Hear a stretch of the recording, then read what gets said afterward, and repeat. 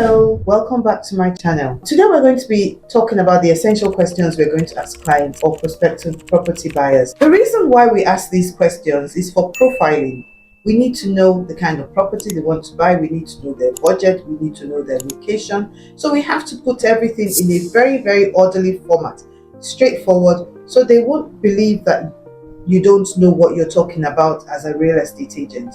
And at the same time, the buyer will be more comfortable talking with you about what they want to buy. The most important question you need to ask your client is their budget. Their budget determines their spending power. And then the next one is their preferred location and type of property.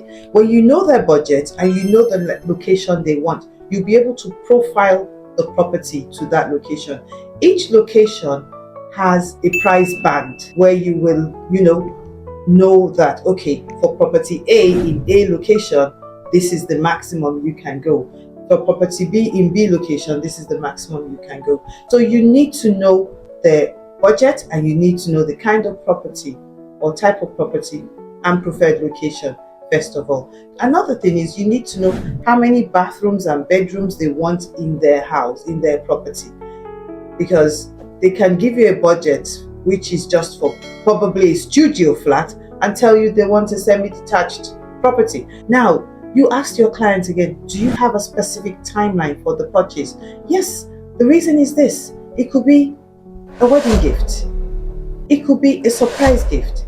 It could be they want to start their new year in it. It could be a birthday gift. So you need to know the specifics, the dates, the timelines they have.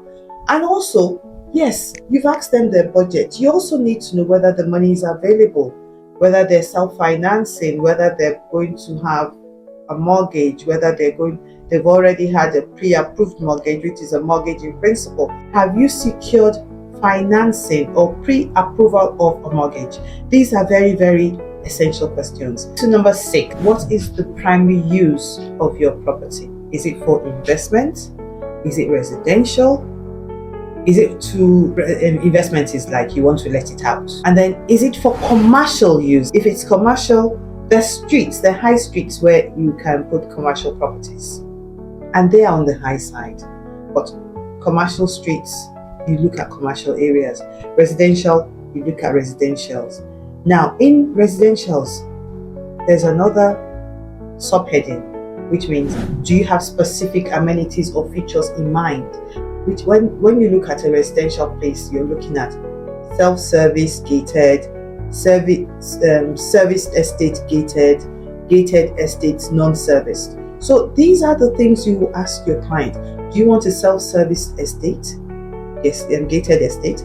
Do you want an estate where it is serviced? All you need to do is plug and play, go with your suitcase, light, electricity, everything is packaged together for you? Or do you just want a gated estate where you can build? So these are also things you have to talk about before you start going out to look for properties. I see so many agents looking for properties and they are not fitting their clients' needs. If it's for commercial use, you ask that person, how soon do you plan to move in to start generating income from this property? Which means, how soon do you want to set up your shop? How soon do you want to rent out your place? These are questions you need to ask so that when you're selling that property, when you're looking for that property, you're also looking for a tenant to take charge of that property. So everything will work in hand as he's paying for his house, he's also getting rent from somebody who is taking care of the property. That takes us to number 8. Are you working with a real estate agent or an attorney, which is a lawyer, basically? Some lawyers actually do properties. So, I mean, it's a question you need to ask. And then you need to know the negotiation strategies and what times are you willing to consider. Because when you go out to look for a property, the guy will say, oh, it is so amount net. Net means that you can negotiate. It's not fixed. But sometimes some property owners, they bend the rules, they bend the laws. So these are things you need to consider. Have you researched the local market and comparable prices? Like I told you earlier, you need to know your market. Each area has a price band. Each area has a price band. You need to know your market. It is very, very, very important. And then the last one, what is the person's long-term purpose of that property? Even if he's living in it, is he going to upsize or downsize after a while? If it's a shop, if it's for commercial, is he going to sell it off or is he going to keep it? These are questions you need to ask your prospective property buyer.